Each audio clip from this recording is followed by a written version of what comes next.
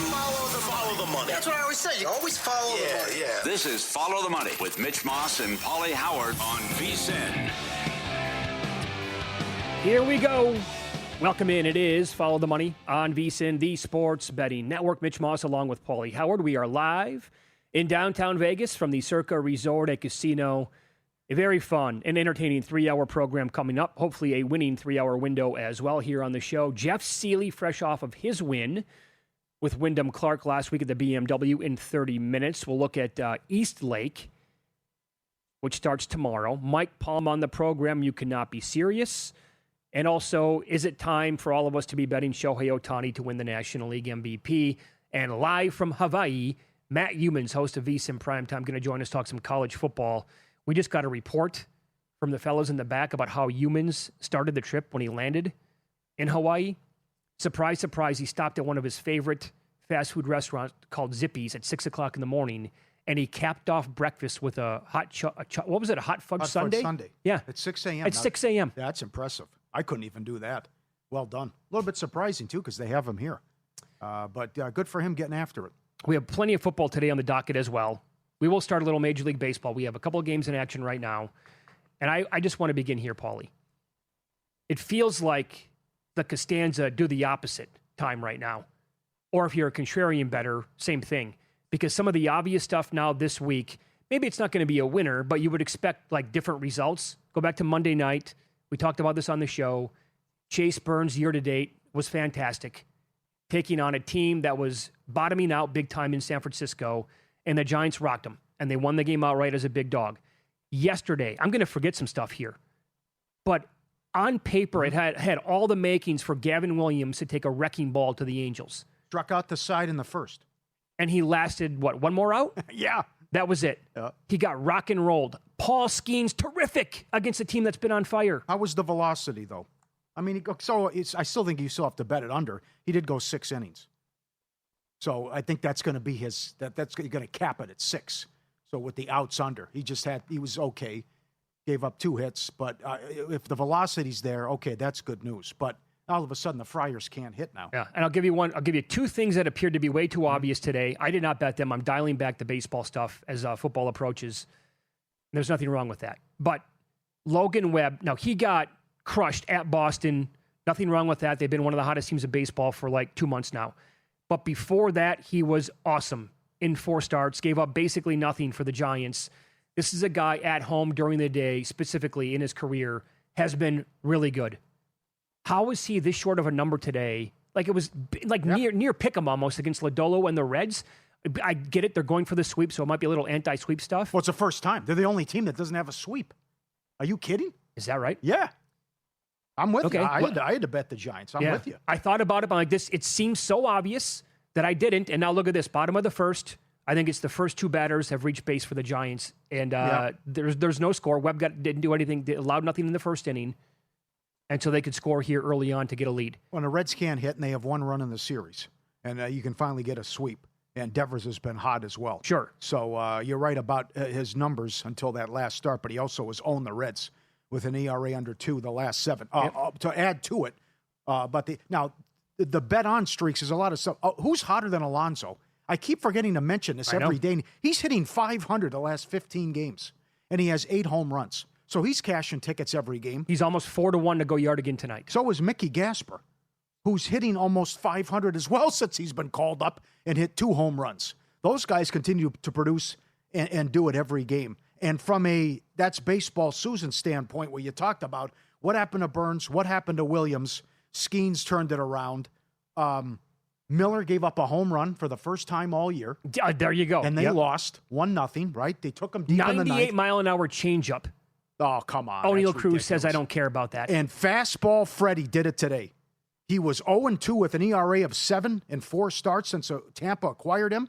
He had lost 6 straight decisions, and he has the worst ERA in baseball during that stretch. 3-0 Rays, that's a winner. So this one feels to me like it would be a perfect opportunity to hop in like George Costanza.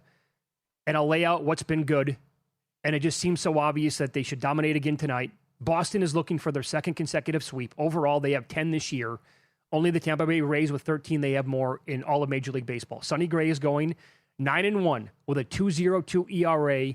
That's in his last 10 starts on the road. And he has completed at least 6 innings in 9 consecutive road starts. His outs prop tonight is 17.5, juiced at almost $2. You want to do the opposite? Right? No. It seems like, okay, they should win the game. He should go 6 innings. But how about you play a little Sonny Gray under 17.5 outs at like plus 170? The Dogs had their day yesterday. They crushed it. They went 11-4, and they actually should have had a better day because some teams had some bullpen issues, and I can't believe the Angels lost that game. But I'm with the Red Sox and how they keep doing this. And how about the 21-1 run against teams with a winning record? How staggering is that number? Not to mention, second shortest turnaround in history. They went from 14 under to 14 over 500 in the fastest span. Right. So good for them. And the train keeps on a-rolling. And how about what comes up in 10 minutes? Woo is an underdog at home as Seattle tries. I said this. If they can get through this stretch here, 9 games coming up, well, they can start 3-0 if they can sweep Luzardo and the Phillies. Woo is plus 125. They've won his last 7 starts at home. Personally, he's 6-0 with an ERA under 1. Come on. So why? And it's right there for him because we know how easy the schedule is in September. Why are the Phillies favored then? I don't get it. Because Luzardo can be really good, and is it just the market telling us that they're not going to get swept? Well, to avoid the sweep again, betting against that angle? A little bit of that, but also they got the big dumper going now. Yeah. Oh, have you seen this now? That's 4 bombs in 2 days. If you go back to the Baseball Classic, when Cal Raleigh refused to acknowledge Randy Arozarena, right, at the plate, when those countries played each other, and people are like making fun of, well, that's the reason why Big Dumper has had a terrible season. It's bad karma. So PCA at the plate the other night, when they drubbed the Mariners 19-2, he tapped him on the dumper, right? Since then, PCA is hitless. Big Dumper hit 4 home runs in a row. I'll buy it. All right. Good stuff. Has the karma been reversed? Good stuff. Yeah. So I would ask you this. I'm a karma guy, yeah. I would ask you this about the Mariners. We've talked about this now, projecting what the numbers, and I think like Caesars will probably post most wins in September, probably in the next day or two. Circa might as well. Still got a couple of days to get. They're going to be the favorites to have the most wins in September because of the schedule. And to me, it's going to be an unbettable number. But would you rather bet them? I think if you're going to bet them most wins in September, you might as well bet them to win the American League West or even take some Mariners to win the American League. Because if they have the most wins in September, they'll probably win their division, and then they're going to be red hot going into the American League playoffs. Yep. And this was supposed to be the month, the time, that stretch where the Astros were probably going to run away with the division. I'll do it. I'll jump on board. And I did take Cleveland to make the playoffs. $1.10. They won again last night. They were down 5-0. Somehow came back and won in extra innings and actually covered the run line. They have 2 series left against teams with a winning record. That's it. I could win the division or I can get the 3rd wild card. Right. And the other thing about you can't dismiss anyone, how crazy this is, especially in the American League. 1 year ago today, we sat here. Cleveland was 12.5 back. They won the division and caught Detroit. That was 1 year ago today? Yeah. They were 12.5 back. They won 24 of their last 32 and won the division and stole it from Detroit. They were 12.5 back. Do we remember what they were to win their division? It had to be triple digits, right? Yeah, it was 100, right? I know we talked about it because I think some people had it, but I don't remember what that number was. By the way, Lodolo has already loaded up the bases for the Giants. His pitch count is at 24 already. He does have 2 outs, but now the batter here has a 1-0 count as well. I also bring it up because Kansas City won again. Right? So what do you think they can do? That's 9 in a row now. Now you're going to have to, because FanGraphs says that the 6th seed is going to have about 82 wins in there. So you have to go like 23-7, something like that. But, why not us? Well, they've won 9 in a row. And then you got Cameron's been unhittable too. Think about some of the teams that have gone on runs over the years. I mean, that Rockies team in 2007. Yeah, right. They couldn't lose down the stretch, and they made the World Series. We talked about this team recently. The Albert Pujols-led Cardinals were dead and buried in 2011. They came roaring back, made the playoffs, and beat the Rangers in a very improbable comeback win to win the World Series.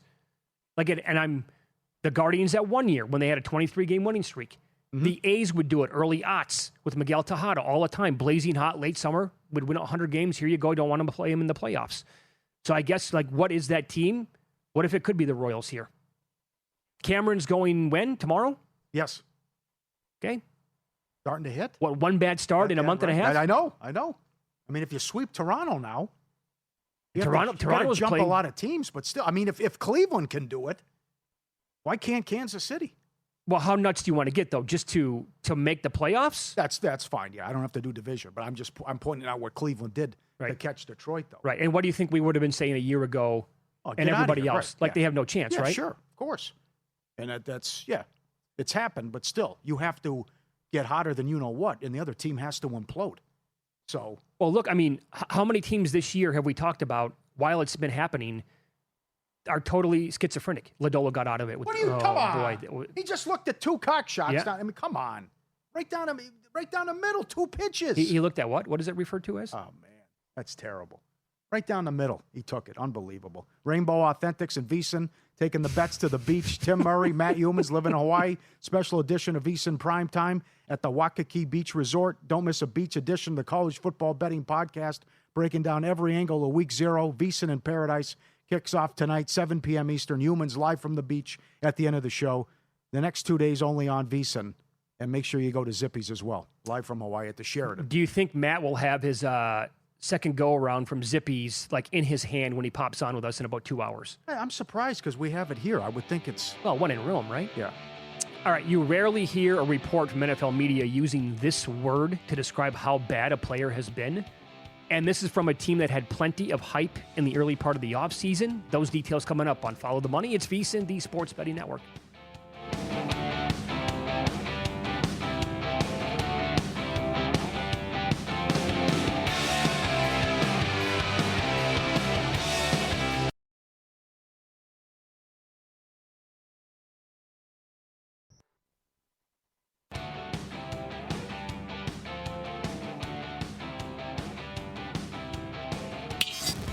This is Follow the Money on VSiN.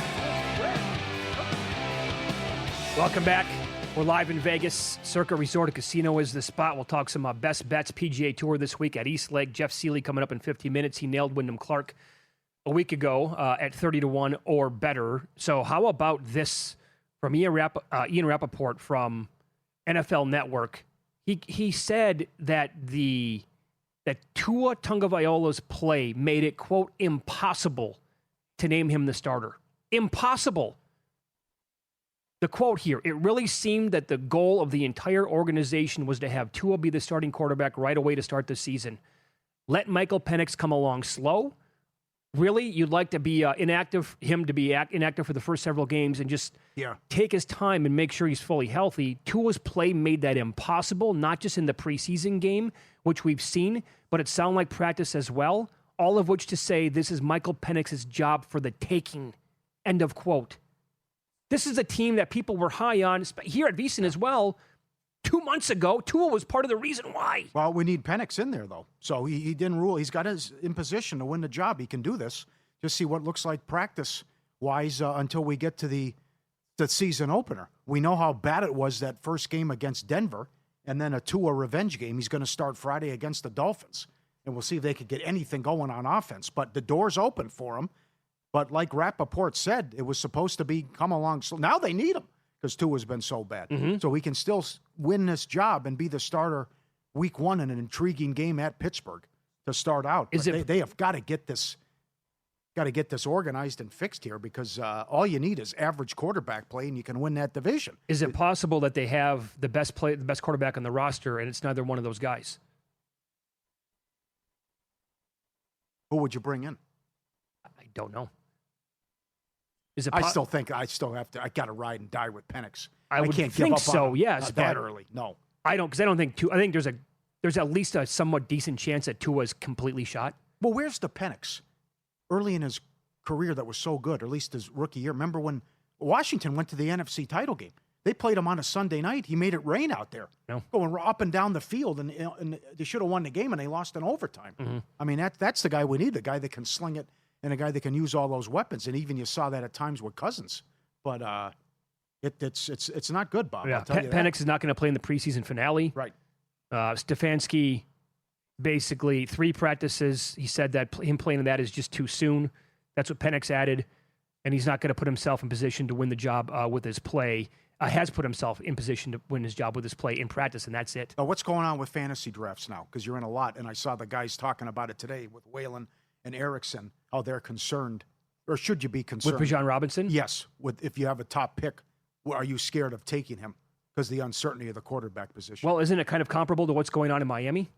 Now, I understand that the Falcons have better weapons, options, whatever word you want to use against the Dolphins, but because you're looking at Pitts, you're looking at London, you're looking at other guys as well. But if the quarterback play is that leaky and that questionable, don't you think it's kind of the same thing where all defenses know this? All they have to do is load the box and shut down Robinson. That's what defenses are going to do against Miami. We don't trust Willis that he can throw the ball more than 10 yards down the field. He's going to have to beat us running, and so is Achane. Mm-hmm. So I think it's kind of in the same boat there. I'm not taking, if I have the number one overall, in fact, I'll tell you this, I'm in in the fifth year, it's a 5-keeper dynasty league. I have the second pick this year, and I can take, both guys are going to be available. Bijan Robinson and Jahmyr Gibbs. I think if Bijan is there for me at number 2, I don't think I'm going to take him. But I also think you have to go Gibbs 1. Yeah, it's a snap call. If Gibbs is there, I'll take him. I don't know. Maybe it's a 2-quarterback league, so a quarterback could go instead, but I'm not taking Robinson number 2. Well, this has been 48 hours of just negativity, though, right? How about the debacle in Washington? And you're down on Washington. A lot of people are. I think you have to be. Dan Quinn, favorite to be first coach fired. Beat writer at practice today. This is the worst I've ever seen the Commanders' offense and use. Inoperable offensive line. Daniels had to apologize afterwards. Yeah. Like how bad they looked. And he's like, well, the season's, we get going September 13th, so we have a lot of time to fix it and correct it. But do you? I mean, this is a debacle. No, they don't have enough time. I would agree with you. Yeah. Let's get this figured out. Is their win total still a little bit too high? They're going to win 8 games? Now, I expected the regression from 2 years ago because everything went right when they made the NFC title game, and it happened to go that way, and Daniels also got hurt. I think Kingsbury deserved a lot of credit for that, too. Concur. And the fourth down magic, and now you got Blau taking over as the OC. He's promising trick plays every game and going deep in his bag, but there could be problems adjusting and adapting to him. So I think that's a good, and a lot of weird stuff happens week 1. But I think that's a good indicator of where they're at if they can't compete week 1 and get routed in Philly. Yeah. By the way, so this did happen. We brought it up on the air last week. I think in the span of around 2 days, the odds for first coach to be fired, Dan Quinn's number plummeted. He was 12-1. The next day, he was the short shot on the board. And I don't disagree. Like, for people holding 12-1 in that range on him, that's a great ticket, I think. But I don't think you can bet it right now because it dropped too far. But also, they have a very difficult schedule this season. Now, I'm not like expecting the Giants to be world beaters. They are going to be, like, they have a good roster. I think the Giants are certainly better than the Commanders are. All right. And maybe that's the way to play it, is play Washington to finish in last place or play the Giants in a head-to-head matchup with more wins. Well, injuries and uncertainty with the offensive line. Maybe it's a long season again. Who knows? But you might be onto something there, and certainly this is just more negative stuff coming out of camp from a team as well. And I've been watching Hard Knocks, and they do an excellent job. Maybe it's run its course, but it's still hard for the champs, though, too. And we got John Jansen in studio tomorrow, great offensive lineman, and he had several key injuries throughout his career. But Bobo out for the year, Bud Clark out for the year. You're going to miss Kubiak. You're going to miss Walker. It's just not a good start for Seattle. And they've looked good, the first-team offenses look good in practices and in joint practices. Also, Locke has looked good coming in the preseason games. Maybe they have some type of package for Milroe, but it just seems like it could be a long year for Seattle, too.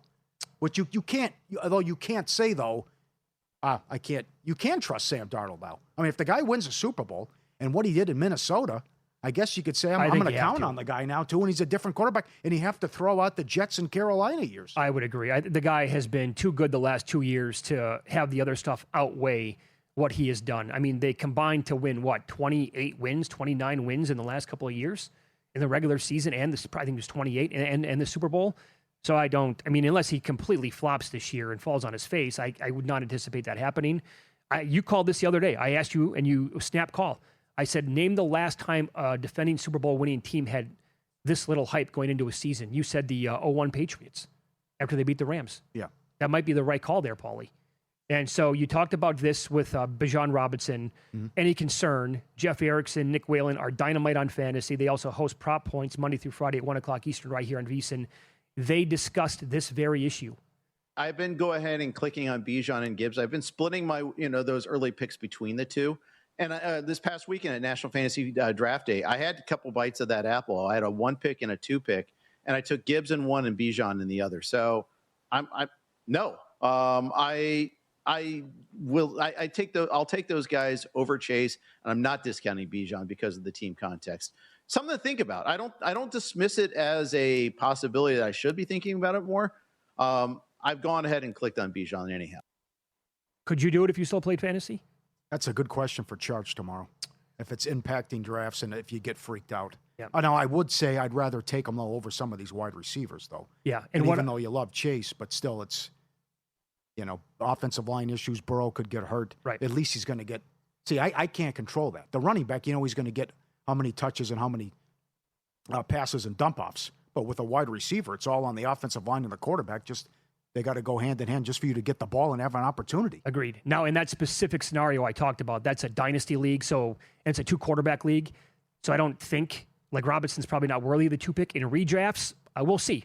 I don't know where I'm picking yet, and I have probably 4 or 5 drafts coming up, and that is yet to be established, so I don't know. How about this now? Packers GM Brian Gutekunst, Packers preparing for potential Josh Jacobs suspension. And I like what Jeff Ratcliffe, who's another fantasy guy, tweeted back at Underdog earlier. He said, headlines like this are incredibly irresponsible during the biggest fantasy draft week of the year. There is no new information that Josh Jacobs will be suspended. The Packers were asked about the possibility, and they said they're prepared in case it happens. That's it. Context matters. I think that's probably a fair way to look at it. There's no new information. They were asked. They said, we're preparing. We'll see. What do you think? Based on history, I think they'd give him a couple games. On history with the league. The history of the NFL, yeah, I would not be surprised. Mm-hmm. But I've been thinking that everybody's been thinking the same thing now for a good month probably. And this is another... That'd be a huge blow. I mean, you start with the Vikings on the road. That'd be a killer if they drop the hammer here soon and say you're out 3 games or something like that. I know. This is another reason why, specifically for my leagues that I'm in, I like to wait as long as possible. I need to know, because this happens every single year. I don't want any surprises. I want to get through the preseason with injuries and that news and go from there. Jeff Sealey nailed Wyndham Clark last week at the BMW. He'll join the show coming up next. Best bets at East Lake. And I'll tell you, his numbers are so good on this course. Is it this week to be on Rory?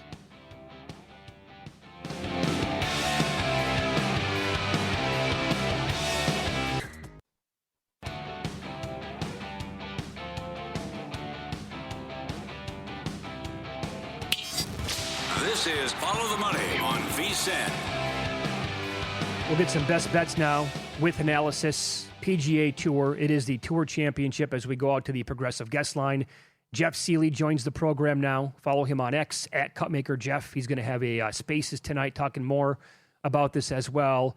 Congratulations, buddy. Good way for the penultimate, I guess, of the regular season here to nail Wyndham Clark last week as the winner. You had Patrick Cantlay each way as well, and he finished runner-up. Pretty good feeling, although Sunday, my God, did that get sweaty, and it was unnecessary the way it felt. Yeah, no, you're not kidding. And fortunately, he heated up a little bit in the end, and Rory just completely folded at the end. So it wasn't quite as sweaty the last couple of holes, but boy, you're not kidding. Making the turn, it was a definite sweat. And I'm glad I didn't hedge, but it was entertaining. But we got there, and then the help Cantlay came in second. So it was a nice little weekend for us, and we'll hope to run it back this weekend. Yeah, no doubt. By the way, that's a major tip of the cap to Wyndham Clark to face that kind of adversity, and he's playing like heads up against McIlroy down the stretch, and for him to rally and get it together. 2 great putts. Phenomenal putts down the stretch. I want to... Yep, go ahead. Yeah, think about, too, the U.S. Open, what he dealt with, right? He's dealt with his fair share of haters this year and pressure and handled it well. No doubt. So I want to begin, though, with Rory.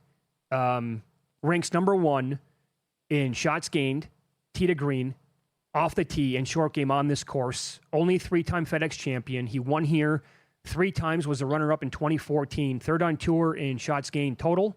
2nd and off the tee. 8th tee to green. second in driving distance. Why is Rory not on your card at all this week? So if Rory has a lot of really good stats here going back a long way. But let's look at Rory's three most recent trips here, right? His three most recent trips, 25, 24, and 23, he lost on approach in all three of those. He lost around the greens in all three of those. And last year, he lost 5 strokes putting. So you're right. From a historical basis, Rory looks good when you go way, way, way back. But when you look at his recent form, it's not great here. Yeah, he finished 4th a few years ago, but T9 and 24 and T23 last year, thanks to losing almost 6 strokes putting, there's other guys I like better this week. Okay. And by the way, do you like the fact that they got rid of that bizarre format where they? Oh, yeah. Okay. And you can explain that.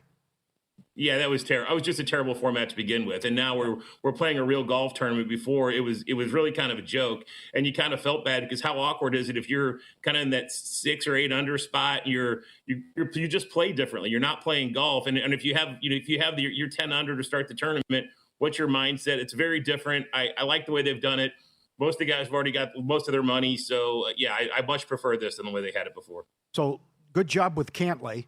And last week you pointed out the drought.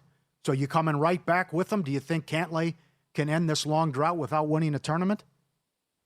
Yeah, I mean, again, I'm playing him 11-1 with 8 places in the each way market. Again, like last week he wins if he doesn't lose 4 strokes putting. He has extremely hot irons, guys, and a lot of this course experience make him a good click this week. The only thing that scares me a little with Cantlay is that putting. He did putt poorly last week, and his putting here has been flat out bad. So even when he won here in 2021, he lost a stroke putting. So that's why I'm playing him in the each way with 8 places as opposed to outright because of the putting gives me concern. But can he finish top 5 in a field with only 30 guys? I think for sure he could. So I like the each way 8 places with Cantlay this week. So you'll have the outright covered. But you've got some wiggle room if the putter gets cold again. Morikawa came out of nowhere and made a push on Sunday. How about Morikawa? Yeah, and guys, he's finished 6th or better 3 times in the last 6 years at this event. So his swings have been pretty wild. In 2024, he gained 12 strokes here en route to a runner-up finish. In 2021, he lost 8 strokes here en route to a T26. So we've seen the full range from Morikawa here. His strength is his iron play, guys, and he has not lost with his irons in a single tournament in 2026, period. 14 events in 2026, 14 events where he's gained with his irons. With Morikawa, you worry about the putting, but his putting has generally been good lately, just has not been good here. So he's gained in 6 of his last 7 lately. I just think if he's just even with the putter this week, I think the irons will stay hot. I think he can find a way easily to get inside the top 6. Again, only 30 guys. The irons are hot, and he's net neutral putter. I think he'll be in the conversation come Sunday. Okay, so that's Cantlay and Morikawa so far. The shortest shot you're going to go with, and you're playing him with the each-way market as well, is Xander Schauffele. What sticks out with X-Man this week? Yeah, guys, I played him 5 places, each way market, like 8.5 to 1, and he has averaged 7.25 strokes at this course over the last 9 years. That's incredible. To say he's comfortable here would be an understatement. Here's what all you need to know. Take each stat category off the tee, approach, around the greens, and putting. That's 4 categories. His last 8 trips, he's had a total of 32 potential stat categories, 8 times 4. He's gained strokes in 24 of 32 categories across that span. That's better than Scotty. That's better than Rory. That's better than Fleetwood. Simply put, he is the best player in this field on this golf course. And over the past 8 years, it has not been close. That's why I like Xander so much this week. Okay. And the longest shot you're going to go with this week, I mean, guys had a really good year. Sundays are a little questionable, but Sam Burns is worth a bet in your opinion? Yeah, and I think he makes for a great each-way bet, 5 places at 16 to 1. Again, you're not going to get any crazy bombs that are worth betting in this small a field, but 16 to 1 each way with Burns. Over his last 3 trips here, he's gained an average of 3 strokes total and finished 7th, 9th, and 12th, but his form was nowhere near what we see right now. His iron play has been insane, gaining on approach in 8 straight events, an average of 4.5 strokes on approach over that time. Guys, that's really good. Go with the fact that he is maybe the best putter on tour. You have a terrific form golfer with great experience here. I think this is as good a top five each way play as you'll find this week, especially at 16-1. Love Sam Burns for this price. Very good. Nothing on Scotty this week. And by the way, there is obviously no injury report on the PGA Tour. Did anybody in the world know that he had the hand, foot, and mouth disease until the tournament was going on last week? Yeah, no, I don't think they did, which is kind of a little bit interesting. I'm kind of surprised that he didn't, but no. And again, I'm not going to be on Scotty. I may play some Scotty in DFS, but he's really expensive in DFS this week too. So no, my shortest shot is Xander, and I'll go to battle with Xander against anybody on this course. Okay, in DFS this week, with Scotty being so expensive and only 30 golfers in the field, you would basically have to have Scotty and then 4 guys near the bottom. Is that correct? Or how would you build it out? You'd have to have some cheaper options for sure. I was looking at some builds. I was going to do Scotty with Akshay Bhatia and Gary Woodland, and then a few other guys in the middle range there. So if you're going to play DFS this week and you want to play Scotty, I'd start with Scotty, Akshay, and Gary Woodland. I actually don't mind Gary Woodland as a bomb this week, but if I'm only investing in 4 guys, and those are my main 4. Good on him, by the way. Yep. What a season he had after that horrible news. Oh, right? You see the article? I think he's the best story in golf this year. Yeah. He said he still got PTSD and what he has to go through every time he's out there. Sure. Incredible article today. Yep. By the way, do you like that they're going to go to match play, not next year, but in 2028? Oh, I think it's going to be terrific. And especially some meaningful match play, I think is going to be a lot of fun. Some of the changes they're making are going to be good. And now we got Koepka on the TGL all winter. So we'll see how that goes. Yeah. Follow him on X at Cutmaker Jeff. He'll have more on there tonight with his Twitter handle with a spaces going on there. Congrats on Wyndham and Cantley last week. Hopefully, you can nail it again this week, Jeff. Thank you. Thanks, fellas. Take care. Be good. There you go. Jeff Sealey on the Progressive guest line. TMI Ozzy is going Cantley, Woodland, Smalley, and McIntyre first-round leaders. And he got there with Woodland in that 5-way tie last week. Okay. So he's coming back with those guys. Here's what he said. At the end of the day, I want to make this world a better place. If my journey, it's my story, or me talking about it and the struggles I face every day, if that helps, that's what it's all about. I want to be remembered as a great person. My struggles suck. There's no other way to put it. I have a lot of days that stink. But if that helps somebody else, that's going to help me too. That's great. He's battling stress and PTSD after his brain surgery, 42 years old. The hardest thing for me I've ever had to do was ask for help. It's amazing when you ask for help how many people want to help. And he went on to talk about, and even my wife's my rock, and he even had to tell them last week, get rid of the drones. They're freaking me out overhead. Okay. What they said too. So that's it's a great article up there on ESPN today. Right. He wants to play the role kind of Dolly Parton. He wants to be that kind of human being. I've watched so much reaction to that news yesterday. I'm very confident in saying this. In our lifetime, we will never see that again when a human being dies. An American. Beloved by everybody. I'm talking all walks of life, politics, race. It does not matter. I think there was one person that I heard who came out and had a bad word to say about her, and that's it. Everybody else, did you see what the royal family did? Buckingham Palace? Empire State Building? I saw the Empire State. The tributes from bands who were playing across the world last night to her and everybody else, it's incredible. Win, lose up next. Dogs killed it yesterday, and it's time to say goodbye to an old friend.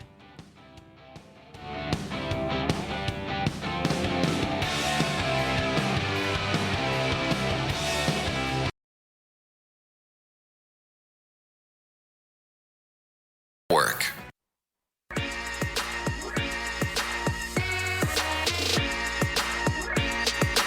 Win Some, Lose Some is sponsored by the Sharp Plays. Were you a winner last night? Wow, winning. Or was it a rough one? Well, they can't all be winners, can they? Loser! You're a loser! Pauly Howard recaps the night in sports betting in Win Some, Lose Some. Whoa. 6-0 with an ERA of under 1 going back in home games. They'd won 7 straight home starts. Wu has nothing today. Harper took him deep, and Schwarber, as I said earlier, a belt-high fastball, hit that out as well. 6-0 Phillies in the second inning. I guess we have my question answered from 30 minutes ago. Why is he plus 125 today? It's like Williams yesterday. We're finding out. Guys have been so good and had nothing. Dogs went 11-4. Nerfy 10-5. Gasper does it again. Hitting 500 since they called him up. 2 home runs, 100-1. Clark anytime home run, 14. Church 12-1. Bradley most strikeouts, 15-1. Hello. Immaculate inning. Did he? I believe that's the first in Twins history. That's nuts. Come on. Oh, wow. Okay, well, here's a Been question. around for a long time. I wonder if AI would have this answer. How many current clubs have actually had one pitcher throw an immaculate inning? I bet you there are several teams that have never had one. All right, look that up. That's good.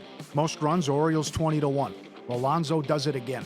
4 hits, batting 500 last 15 games. A's plus 130, Braves plus 140, Rockies plus 140, Astros plus 130. Royals, 9 wins in a row. Boston, 21-1 last 22 against teams over 500. That is nuts. Subscribe, be part of the team, vsin.com. Our radio and podcast friends, you always want to see these tweets and videos. At Pauly Does Vegas on Instagram. Send them in, we'll put you on. Dog rave? Got a rave party? Yeah? Oh, first you get, imagine this. How good would this be? You're on your flight, and you see this, where the dog's looking right by, but you got to give him a treat. You have to, and that's staring at you. And that's going to be a 2-hour flight. Hey, buddy, how you doing? You got a snack for me? The dog on there. Got his own right seat. There. He's living the dream. Buckled in. Absolutely. That's awesome. Now let's go to the rave. Who knew? Why not? Let him have fun. We got the dog rave downstairs. He's got treats. That's a dancing. Yes. A really good idea. It is. Yeah, right. See you breaking out the dance moves and everything. This guy's doing the Michael Jackson coming in. What are they? What's that?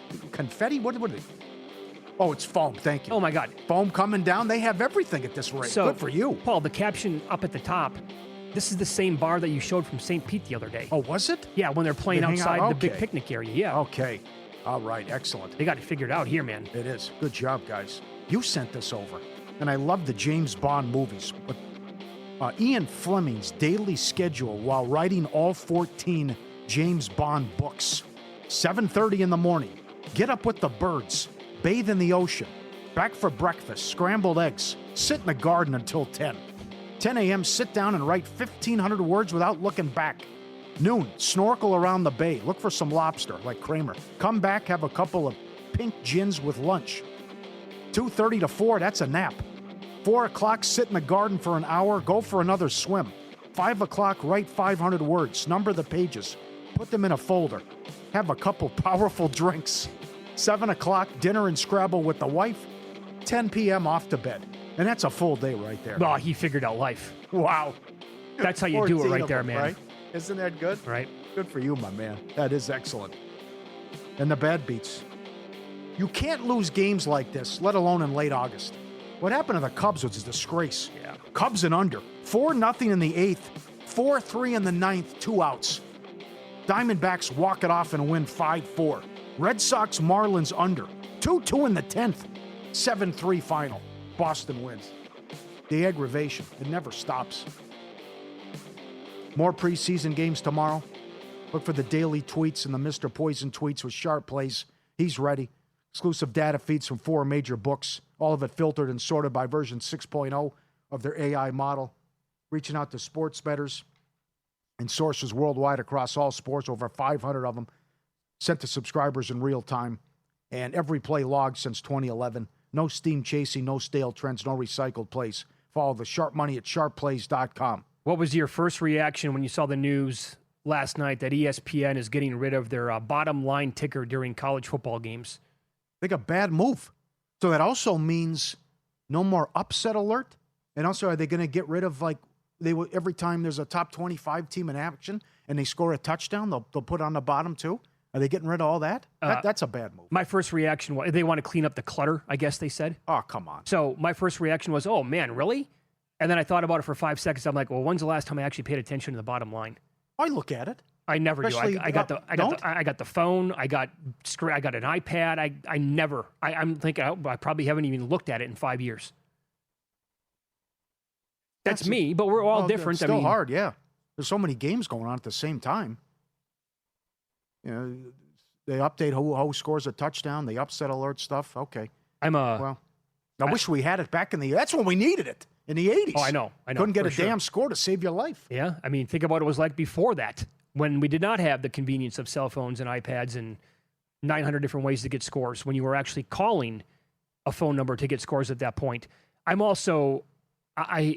will admit here that I have a bad habit that I will track a lot of other scores, like on my phone, when games are going on, and I need to get out of that. Do you have that same deal?